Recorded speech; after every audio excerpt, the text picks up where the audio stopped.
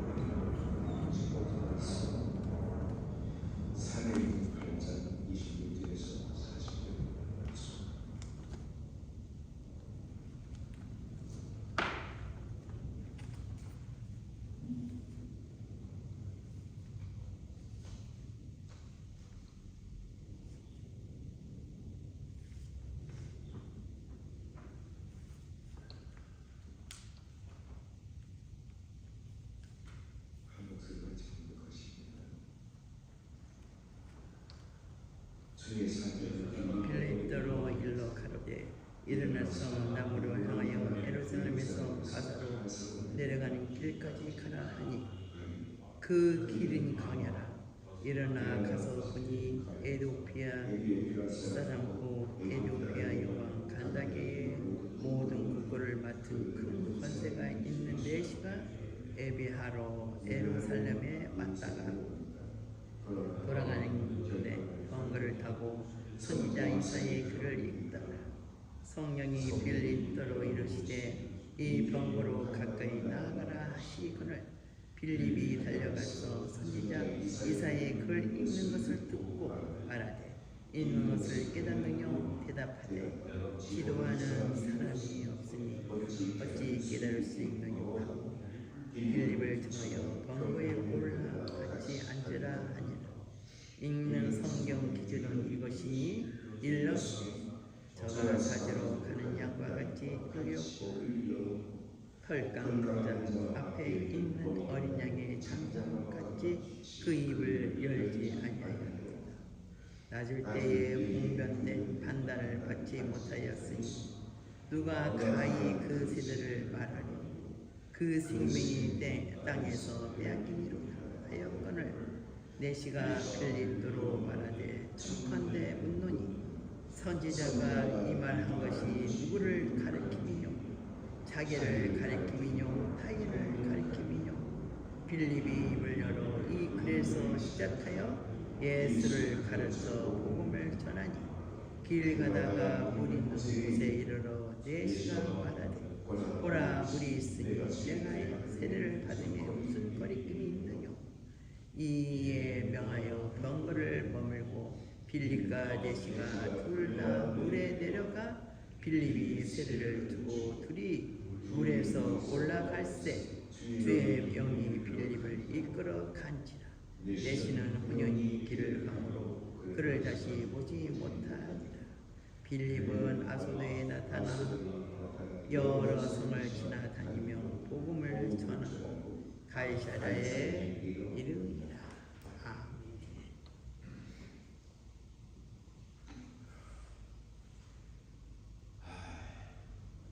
지난 주간에 엄청 힘든 주간이었어요.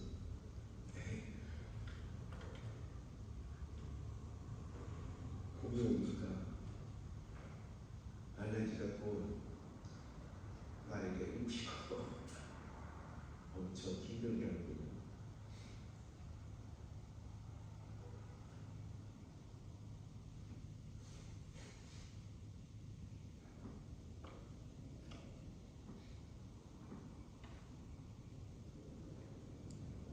외식을 생각이 나고 그냥 뭣도 모르고 따라갔다가 손이 나서 먹는데 휴지가 많고 뭉쳐졌어요.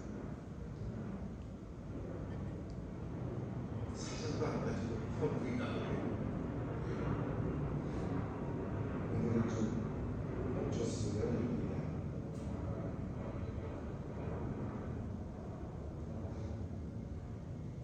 그 앞에 있는 전부를 이렇게 쭉 보면 어떤 역사가 일어나는 거니 예루살렘에서 이 예수의 제자들과 예수의 복음을 들은 자들이 얼마나 열성적으로 예수의 부활을 증거하는지, 그게 이 예루살렘에 있는 서기관들, 사두개인들, 장로들 뿐만 아니라 대제사장과 제사장들이 들고 일어나서 이들을 핍박하기 시작했어요.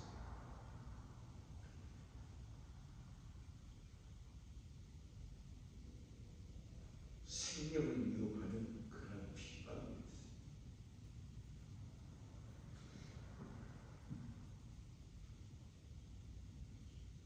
그러한 핍박이 일어나자 예루살렘에 모여있던 그러한 모든 기독교인 크리스찬들, 이들이 뿔뿔이 흩어지기 시작했어요. 유대 땅, 사마리아,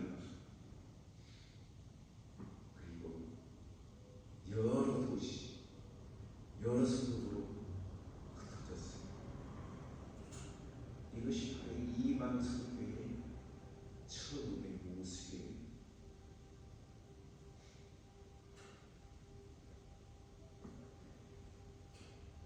에티오피아에 있는 국고성을 맡은 네시아는 사람이 오순절 전 6월절에 이곳에 도착해서 예배를 드리고 싶어서 6월절 예배를 드리려고, 그리고 그곳에서 병거를 타고 예루살렘에 온 거예요.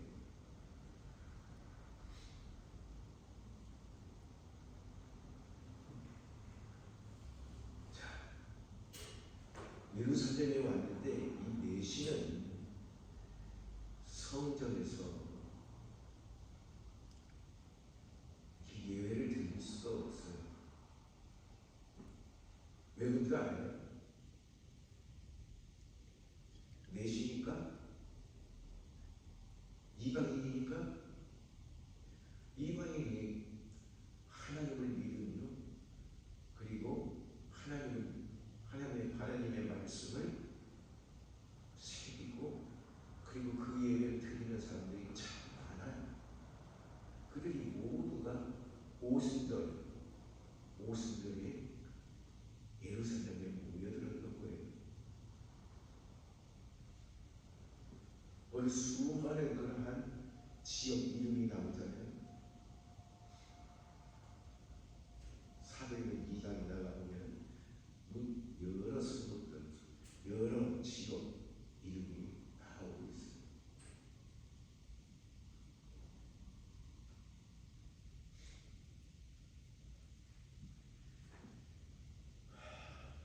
이 빌립사도 열심히 복음을 증거하는 사람 중에 한 사람이었어요. 그러게 그는 사마리아 지역으로 가서 지금 복음을 증거하고 있었어요. 오늘 본문에서 보면 이 에티오피아 여왕의 내시가 복음을 받아들이는 그러한 말씀이 기록되어져 있어요.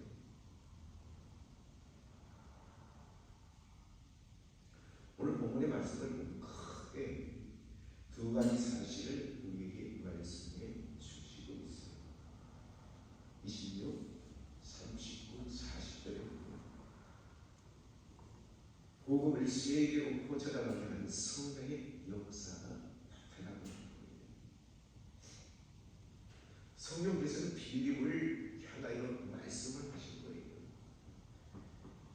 그래서 그를 에티오피아의 여왕의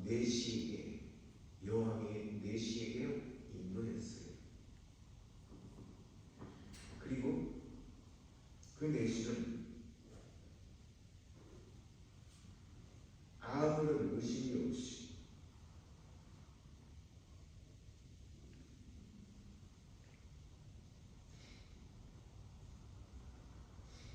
예수 그리스도의 이 복음을 받아들이고 그 심령에 역사하신 거예요.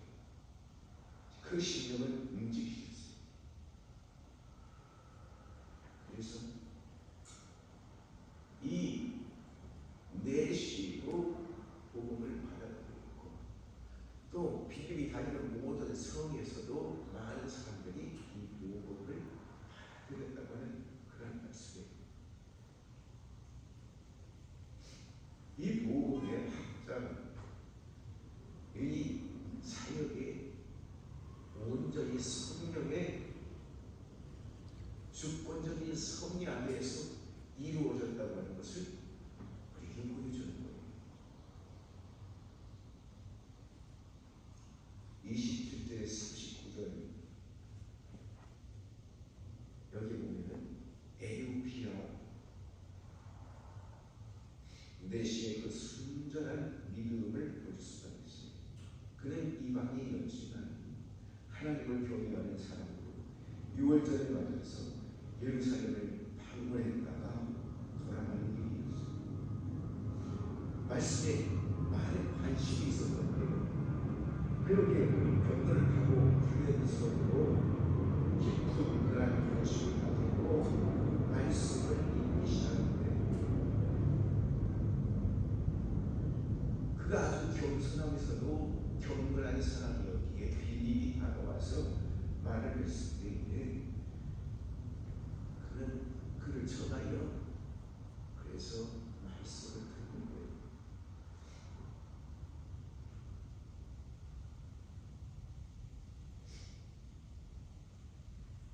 이 내시가 읽었던 그런 말씀, 이 글은 이사야 52장 7절에서 8절에 있는 말씀.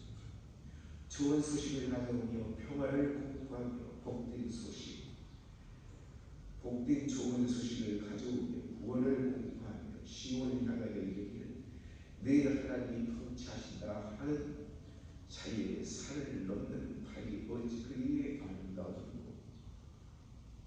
들을지어다 너희 파수꾼들의 소리로다. 그들이 소리를 높여 일제히 노래하니 이런 여호와께서 시온으로 돌아오실 때 그들의 눈이 마주 보리라.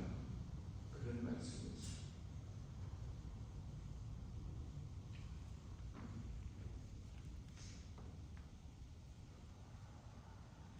이렇기 때문에 빌립이 예수 그리스도에 대한 복음을 전할 때 그는 주저없이 예수를 구주로 영접하였고 세례를 받고 순전한 믿음을 보여준 그런 것이에요.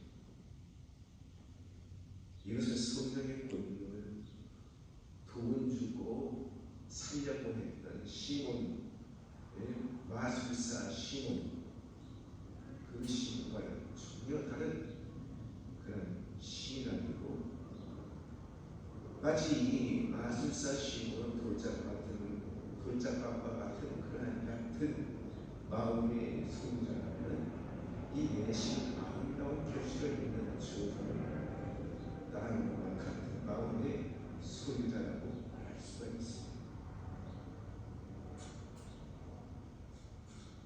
유대인은 가끔 이방인에게는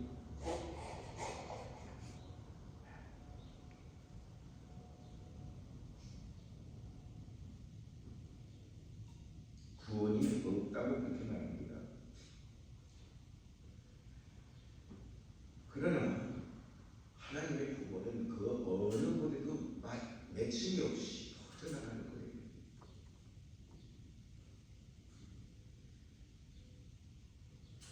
이런 이방인에 대한 구원은 하나님의 약속대로 하나님의 복음이 모든 승리없이 임한다고 그렇게 말씀하고 있습니다. 다시 말하면 그리스도의 복음은 언제나 어디서나 원하는 모든 사람에게 임한다는 약속의 말씀입니다. 20절에 보니까 그렇게 묻죠. 에티오피아 요한 간다리 네시나 그렇게 했습니다. 그렇죠? 여기 에티오피아는 해가 뭐라고 할까요? 아이디오피아라고 이렇게 아이디오피아. 그 말은 검게 탄 얼굴을 뜻하는 것으로 흑인들이 사는 땅을 지칭하는 거예요. 에티오피아는 애굽의 남쪽 나일강 상류의 넓은 지대에 구축된 구스족, 구스 족속의 후손들이 세운 그러한 나라입니다.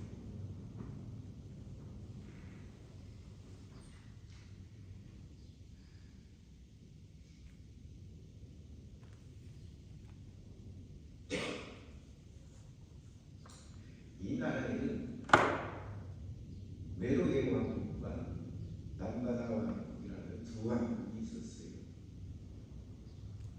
근데 메로의 왕국은 간다의 왕조가 장기 집권하는 그런 왕국이었어요. 그리고 이 메로의 왕국은 여호와이 집권하는 그러한 나라, 그 권력이 모계를 통해서 이어지고 있는 거예요. 어느 지역에 보면 모계 사회가 구성되고 있는 그러한 그 종족을 볼 수가 있는데, 여기도 왕권이 모계를 통해서 이어져 나가는 거예요. 그래서 거기 여왕의 이름이 여왕의 이름이 간다게가 아니라 간다게 왕조라고 하는 거예요.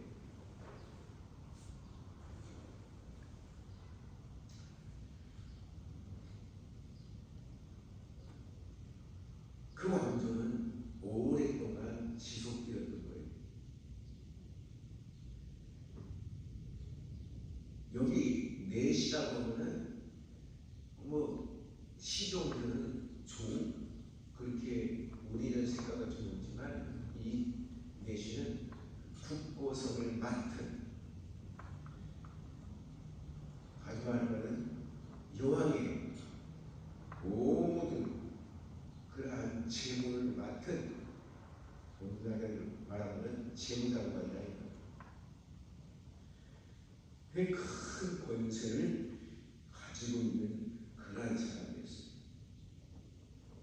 그러나 이러한 큰 권세를 가지고 있음에도 그는 자고하지 않고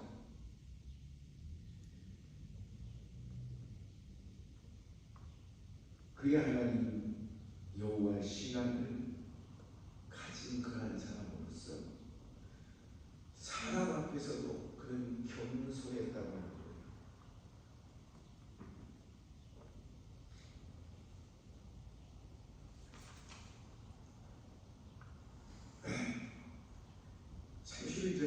대답하기 지도하는 사람이 없으니 어찌 깨달을 수 있으며 자기 부족한 것 그런 얘기하는 그런 얘기할 때 그는 참으로 겸손한 그런 사람이었어요. 그래서 그러한 사람이 이제 여기 빌립이 와서 묻는 그런 얘기가 아마 반가웠을 거예요.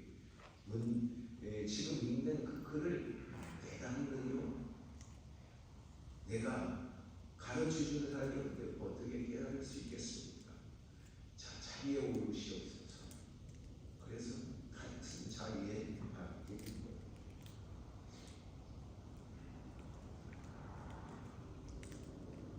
그는 많은 그러한 성전 안에서 그런 공부를 하는 그런 사람들에게 갈 수가 없는 그런 존재예요. 왜? 4시간이 벌써 이제 남자의 그 양기를 이제 소모할 수 있는 그런 저기를 거스르는 거예요. 그래서 그는 성전 안에 들어가서 예배드릴 수가 없어요. 성전 밖에서 예배에 참여하는 그러한 것이 예시가 할 수 있는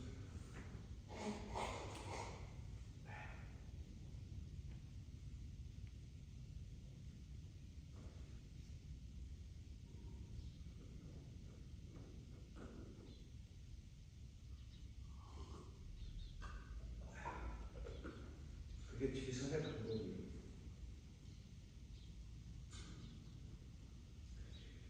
이방인이 예배청에는 갔지만 그 예배에 참여하지 못했다는 것.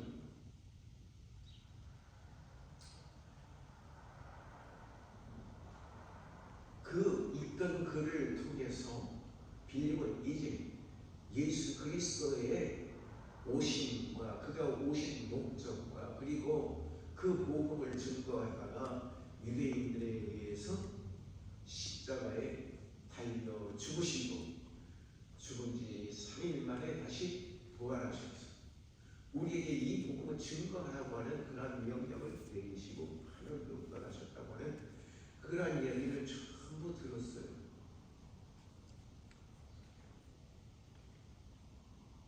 그리고 예수님의 명령 가운데 이제 아버지와 아들과 성령의 이름으로 세례를 주라, 물로 세례를 주라는 그러한 말씀을 다 들은 거예요.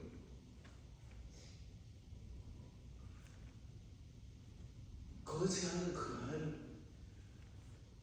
이 예시가 예배처 안으로 들어갈 수가 없는, 본 성전으로 들어갈 수가 없는 분리된 그러한 예배를 드리고 가는데, 여기 빌립은 모든 사람에게 세례를 주라고 하는 그 말씀을 들을 때 아마 그 말씀이 깊이 마음에 새겨질 것 같아요. 길을 가다가 물 있는 곳에 이르러 이르니 내시가 가로소. 여기 물이 있으니 내가 세례 받으니 무슨 거리낌이 있느냐. 그는 자기가 거짓 당한 사람이라는 것을 알고 있어요. 남자의 구실을 못하는 사람이라는 걸 알고 있어요. 근데 내가 세례 받으니 무슨 문제가 있느냐. 그것을 의미하고 있는 거예요. 내가 이방인이 뿐만 아니라 이렇게 인위적으로 그것을 당한 사람인데 괜찮은 이야기인가?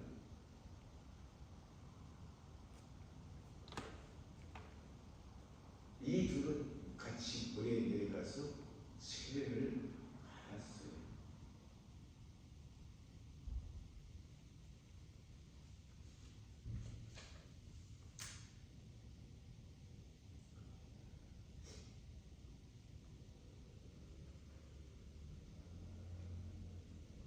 가끔은 요즘 이런 얘기를 들으면 교회 안에 요즘 남녀 차별이 없이 생활하는 그런 사람들,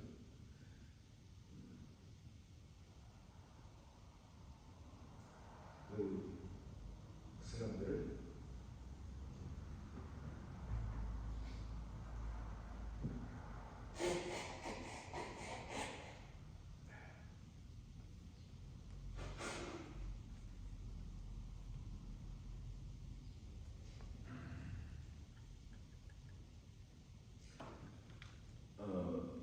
남자 둘이 부부라고 그러고 여자 둘이 부부라고 그렇게 생활하는 사람들 뭐라 그러죠? 게이, 레즈비언, 뭐 그렇게 여자네. 그런 사람들도 굉장히 카푸아라. 우리는 열린 교회다. 그게 올바른 걸까요? 거짓된 거예요.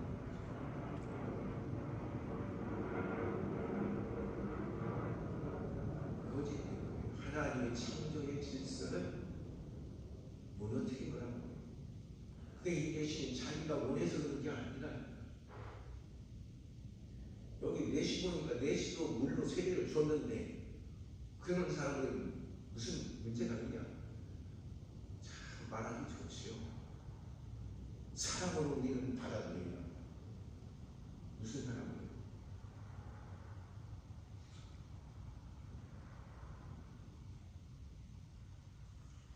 그게 걱정이 돼서 물었는데 빌립은 그거에 상관이 없이 세례를 주었다.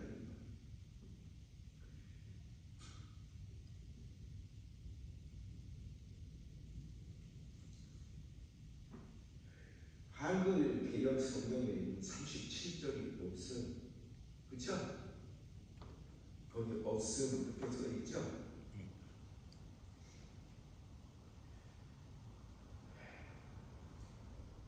이 성경에 신의 산 사본이 있고 신의 사본이라고 해요. 알렉산드리아 사본이 있고 바티칸 사본이 있고 에브라임 수리아어 사본이 있어요. 이건 중요한 이러한 사본들은 굉장히 중요한 사본들이에요. 그것들이 불 속에서도 또 땅 속에서도 여러 데서도 이렇게 발견이 된 것들이에요.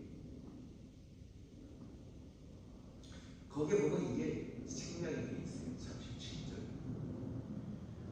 근데 다른 몇몇 사본에는 이런 37절이 기록이 이루어져 있어요. 그중 대표적인 것이 베드사본이라고 하는데 거기에는 빌립이 말하기를 37절 빌립이 말하기를 네가 마음으로 온전히 하여 믿으며 온전히 하여 믿으며 왜 온전하여 믿으면 구원을 얻으리라. 네가 마음을 온전하여 믿으면 구원을 얻으리라. 빌립이 그렇게 물으니 이 메시가 뭐라고 했느니 그가 대답하여 가로되 내가 예수 그리스도께서 하나님의 아들인 줄을 믿노라. 예수 그리스도가 하나님의 아들인 것을 믿노라. 그렇게 신앙을 고백을 했어요.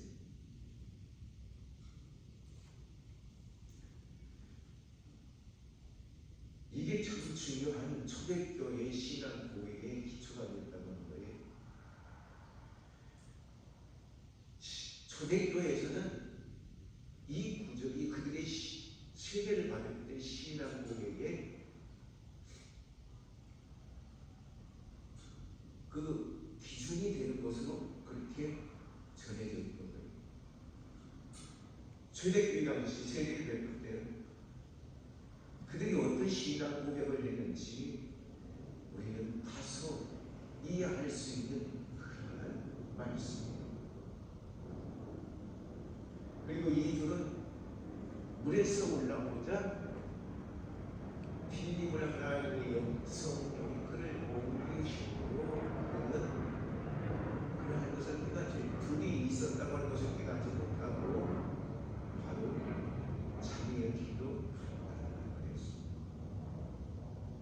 우리가 알아야 할 것은 우리가 복음을 증거하려고 노력하고 그리고 이 복음 증거에 우리의 마음을 다할 때 성령께서는 그래 너희가 한번 해봐라 그렇게 하면 우리와 함께 역사하시고 우리들의 말 가운데 하나님의 능력이 말씀이 역사되어져서 상대의 마음을 열고 복음이 증거된다고 하는 사실을 우리가 알아야 해요. 빌립이 혼자 한 것이 아니라 성령께서 그를 보내셨다 이 말이에요. 그가 혼자 얘기한 게 아니에요. 그는 성령의 인도하심을 받아서 그래서 예수 그리스도를 증거했다는 거예요. 오늘 우리들도 주께서 나와 함께 하심을 믿고 나아가서 증거할 때 성령께서 우리와 함께 하실 줄 믿습니다. 아멘. 두 번째 말씀을 보시겠습니다. 요한일서 4장 1절에서 5절에 있는 말씀, 1절에서 11절에 있는 말씀.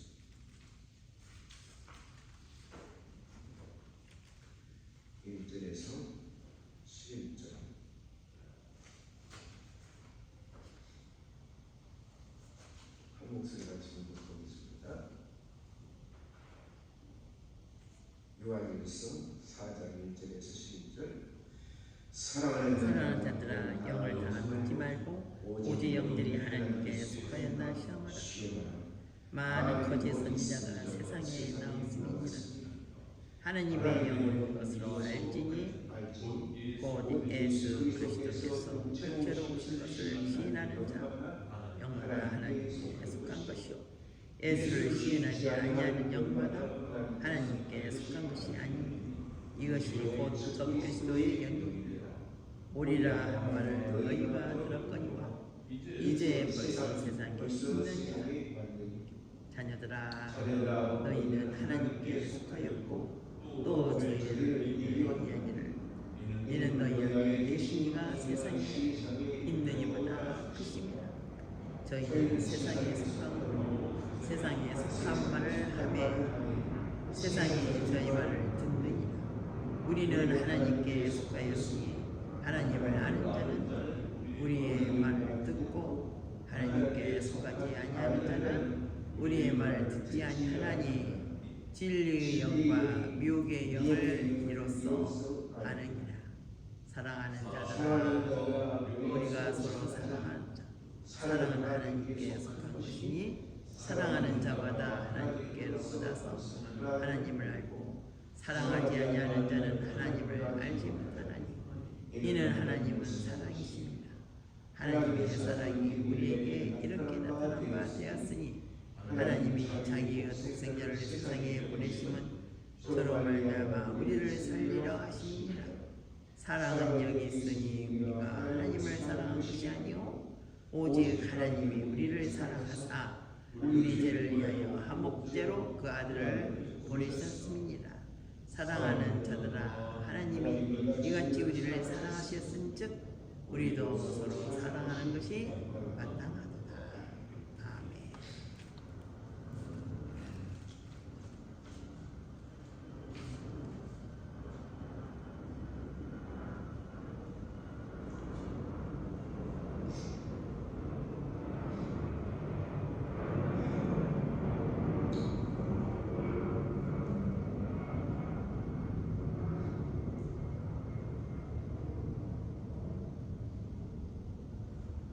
여기 말씀에 형제 사랑의 필연적인 이유와 방법과 결과를 알아보면서 형제 사랑의 실체를 분별하는 시간 3장 13절에서 24절에 있는 이 본문에 이어서 이 본문의 말씀은 형제 사랑을 실천하지 않으려면 보다도 근본적인 그러한 이유들에 대해서 이렇게 말씀을 하시면서 거짓 진리와 참 진리를 분별하는 그러한 교훈을 주신 그러한 말씀입니다.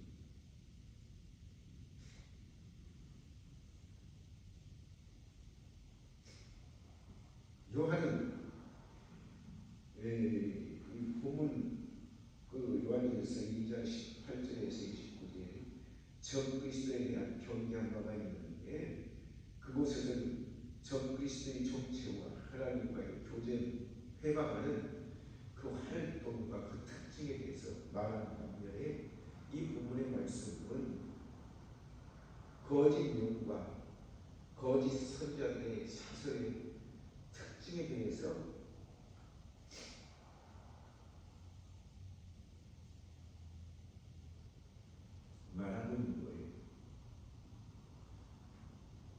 천명주 주의 사도들의 교훈, 다시 말하면 참된 진리의 말씀과 분별하는 것을 이 말씀에 주시는 거예요.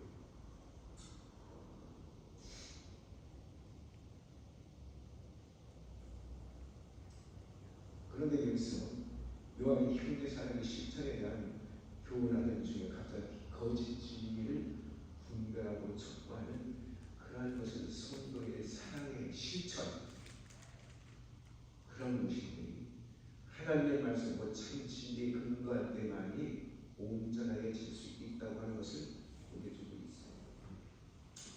1절은 거짓 영과 이 거짓 영, 다시 말하면 영의 분별을 이야기하는 그러한 말씀입니다. 사랑하는 자들아, 영은 다 믿지 말고 오직 영은 하나님께 속하였나 시험하라. 거짓 선지자가 세상에 나왔습니다. 거짓 선지자, 참 여러 말로 유혹하는 그러한 일들이 참 많아요. 이들이 이야기할 때 처음에는 예수 사랑을 막 외쳐요. 근데 예수 사랑의 방법이 다르단 말이에요. 그 방법이 참 아주 이상이 않더라고요.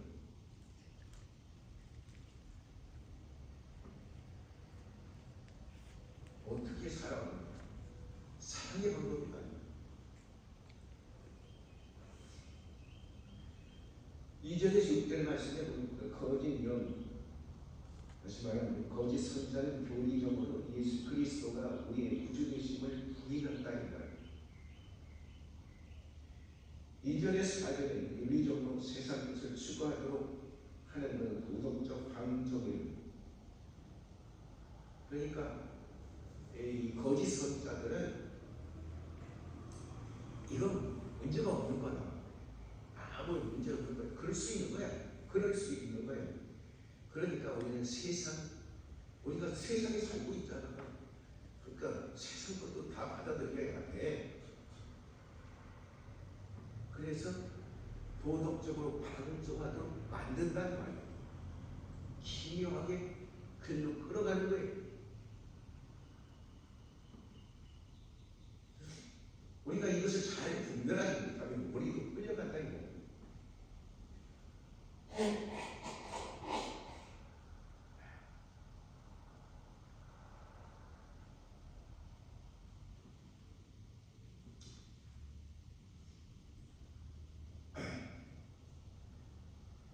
그러니까 우리는 분별할 줄 아는 거예요.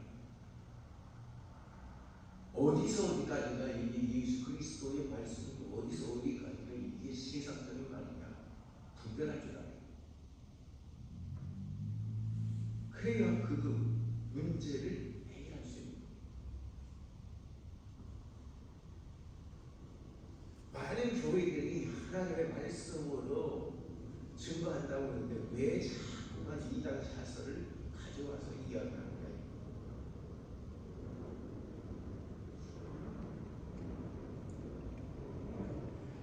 하나님의 말씀을 잘 받아들여요.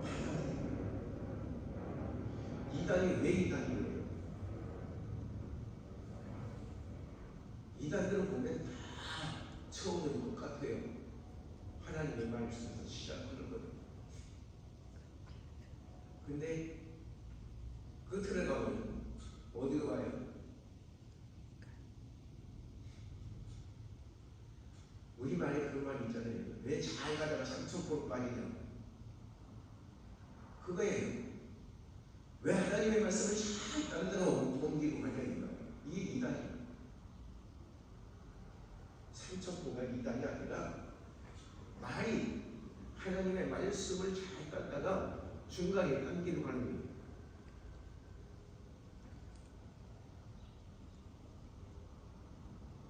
우리는 아니에요.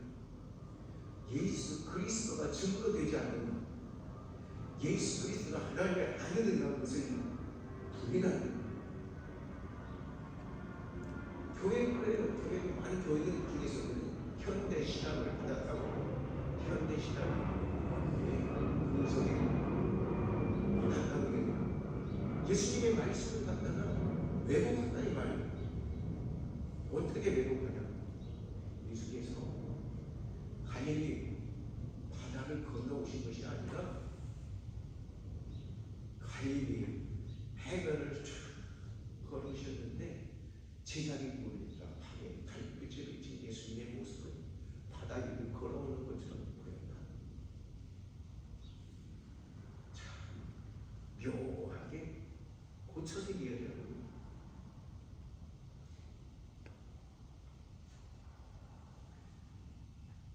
그런 얘기를 해요. 어떤 사람은 이야기하는데 예수님이 세례를 받으시고 나와서 통곡하셨다. 뭘 통곡을 하셨을까? 성경에는 예수님께서 세례를 받으시고 통곡했다는 것이 없는데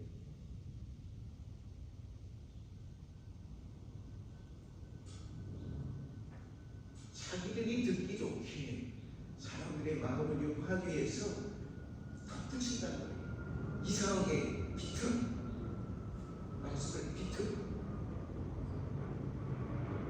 이런 게 다 유다예요.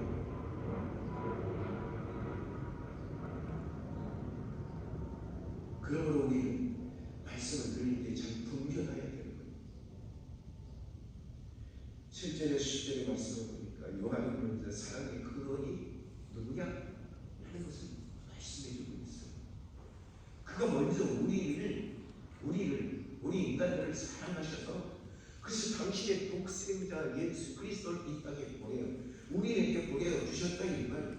그래서 하나님과 우리 사이에 화목제물을 되어 주셨어요. 그래서 우리는 예수 그리스도의 이름으로 하나님 앞에 나아가는 거예요.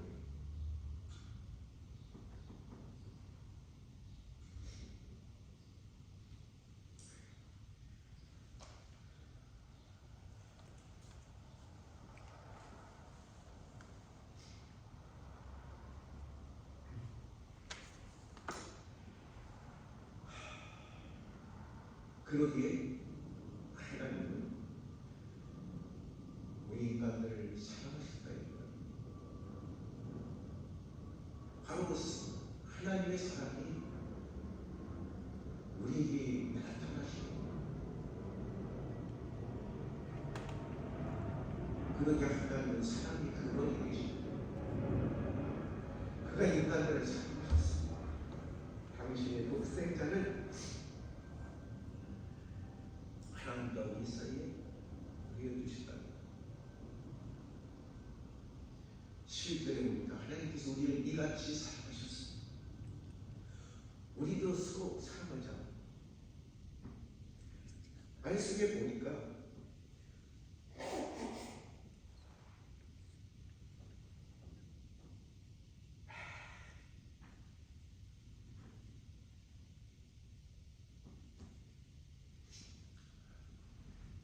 오늘도 한복까지 만든 모양.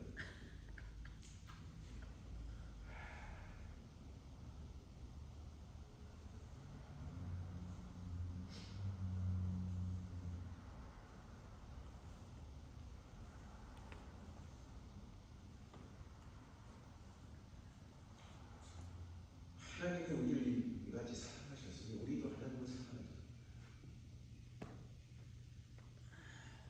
그렇게 얘기를 하는 것이 있어요. 그렇죠. 우리가 하나님을 사랑해야죠. 근데 우리가 어떻게 하나님을 사랑하죠?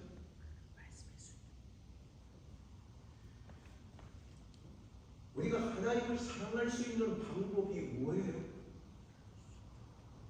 근데 여기 말씀해 보니까 우리가 하나님을 사랑하는 방법을 이야기해 왔어요.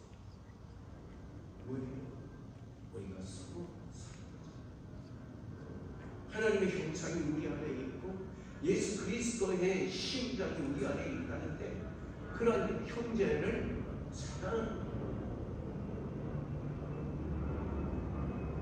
그 사랑이 못 사는 사랑이 교사였는데 참된 사랑.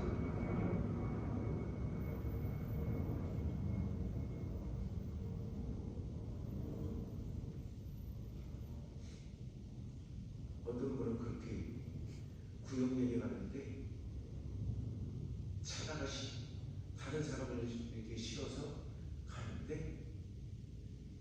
자기 부인을 쏙 빼놓고 다른 과부를 열심히 실어나가는 거예요. 왜 그러냐? 형제 사랑을 하면서 그 형제를 사랑한다. 저기 내 아내니까 사랑 안 해도 되고 저 사람은 사랑받지 못하는 불쌍한 사람이니까 내가 사랑해줘야 한다.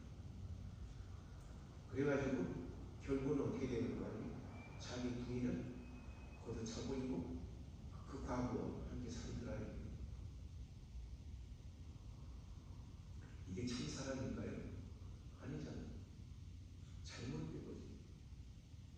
사랑을 하니까 이상한 짓을 사랑은 그런 것이 아니에요. 어디 내용이 없어요.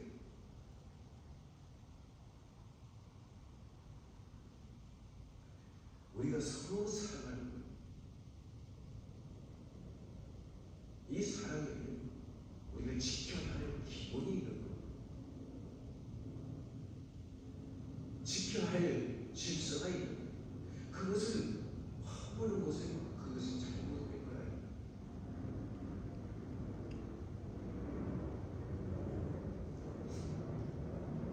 여러분 12절에서 22절까지 쭉 읽어보면은 여러분 집에 가서 이 사랑의 방법이 자세하게 나와 있어요. 12절 보면 너는 내가 하나님을 본 사람이었어. 아니 우리가 서로 사랑하는 하나님이 우리 안에 거하시 그의 사랑이 우리 안에서 온전히 이루느니라. 그러니까 하나님 사랑하는 방법이 거기 다 나와 있어요. 제가 급하니까 거기는 여러분 집에서 한번 읽어보세요. 되게 급하네요. 자, 주님의 말씀입니다. 요한복음 15장 1절에서 8절에 있는 말씀. 요한복음 15장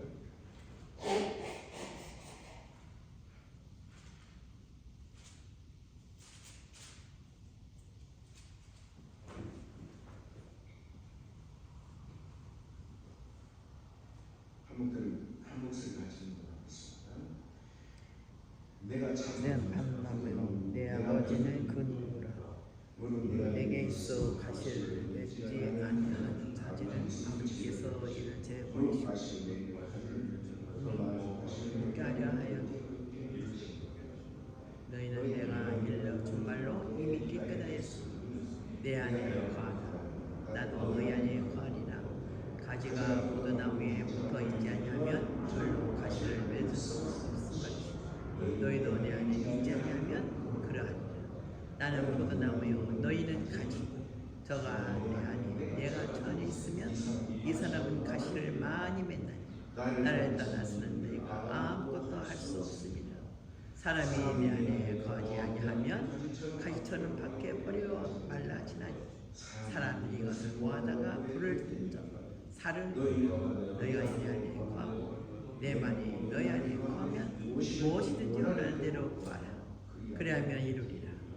너희가 가시를 많이 맺으면 내 아버지께서 영광을 받으실 것이요 너희가 내 제자가 되리라. 아멘. 1절에 보니까 예수님이 당신 소개를 하고 있어요. 뭐라고 소개했어요? 나는 포도나무다. 나는 포도나무다.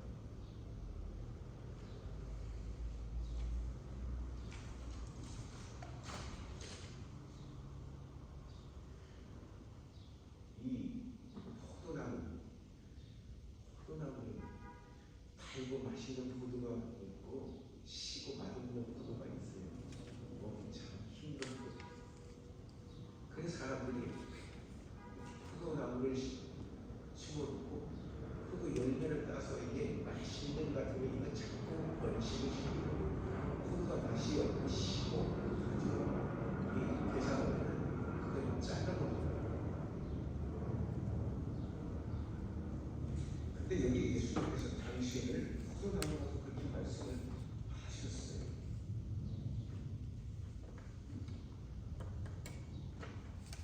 당신은 포도나무.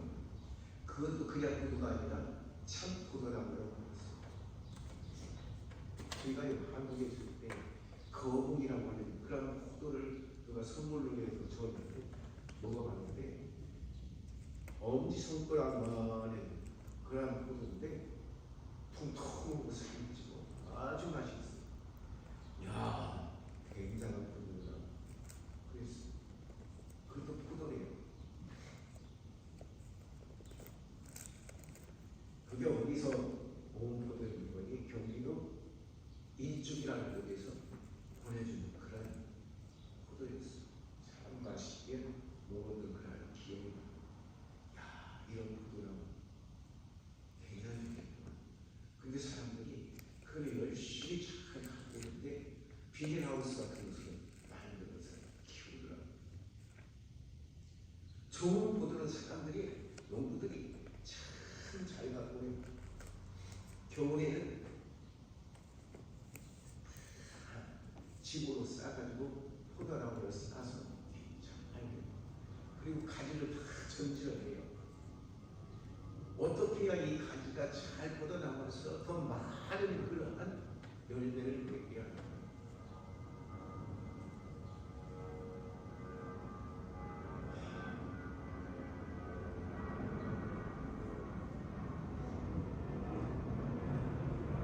한절의 말씀이 나옵니다.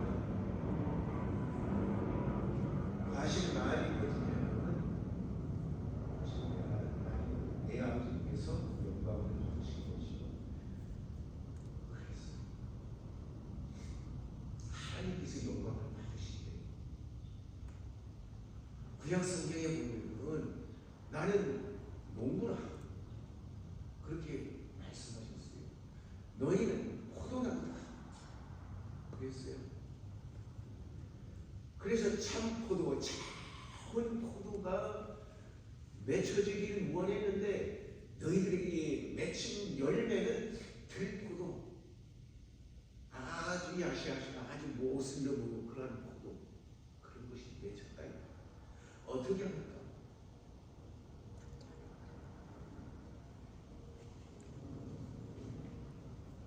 어떻게 할까?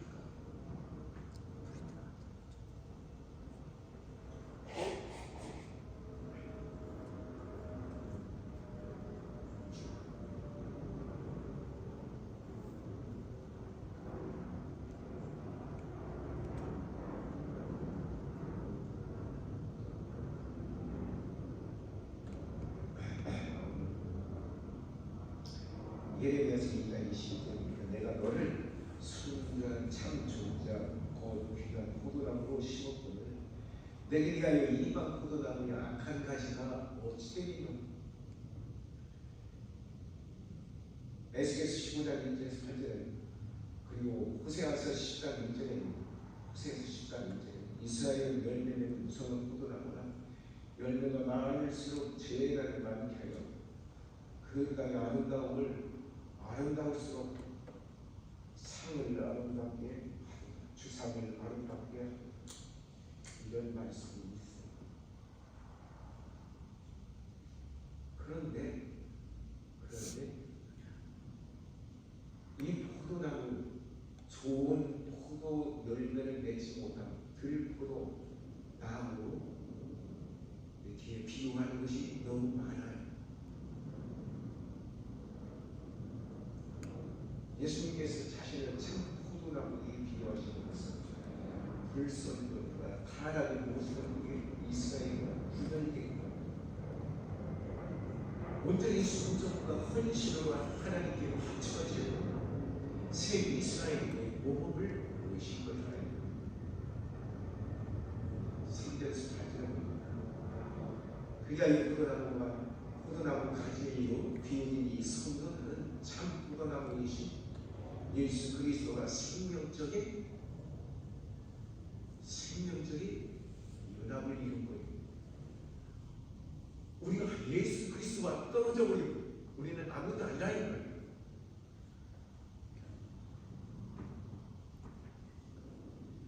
그런데 우리가 예수 그리스도와 붙어 있으면 그러면 우리는 우리의 삶 속에서 많은 열매를 맺을 수 있다고.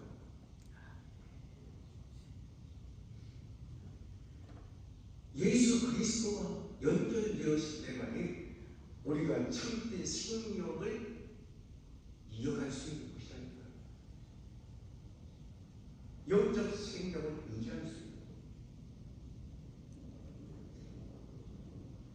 그러기 위해 언제나 예수 그리스도 안에 있어야 한다는 걸 알고 있습니다. 이 말씀을 생각하니까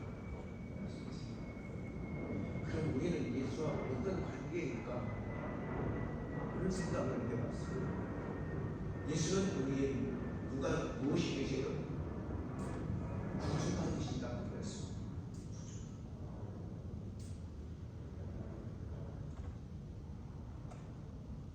그 처음이 한참 될 텐데 하여튼 한번 읽어봅시다.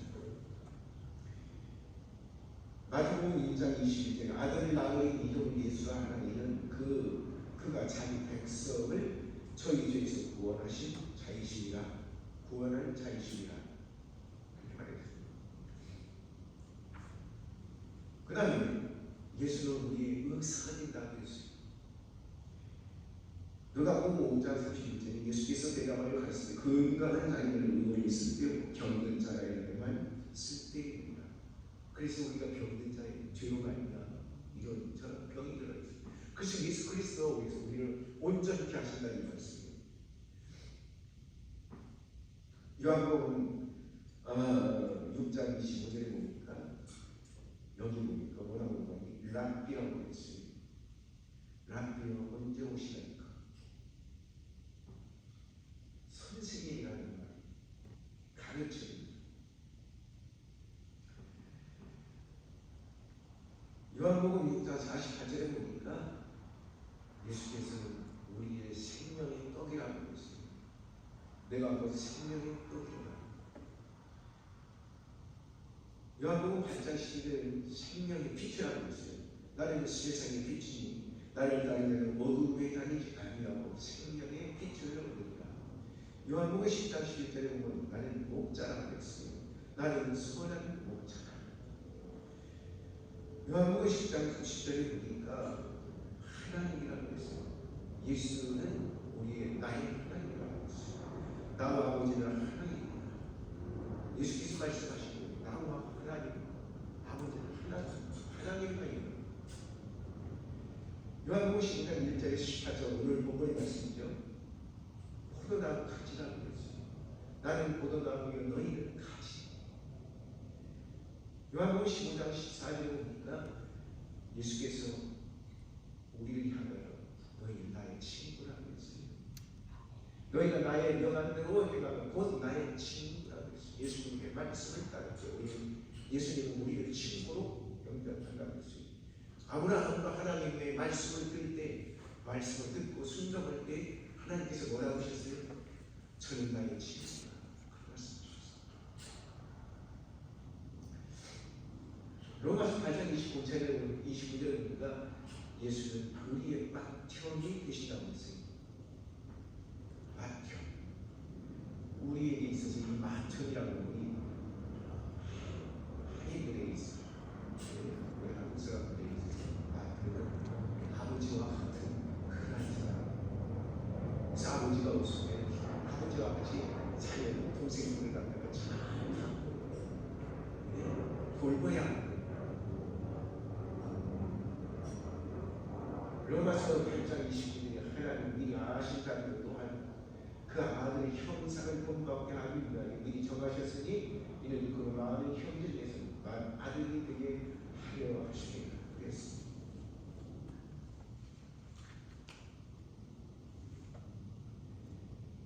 에베소서 5장 22절 33절에 보니까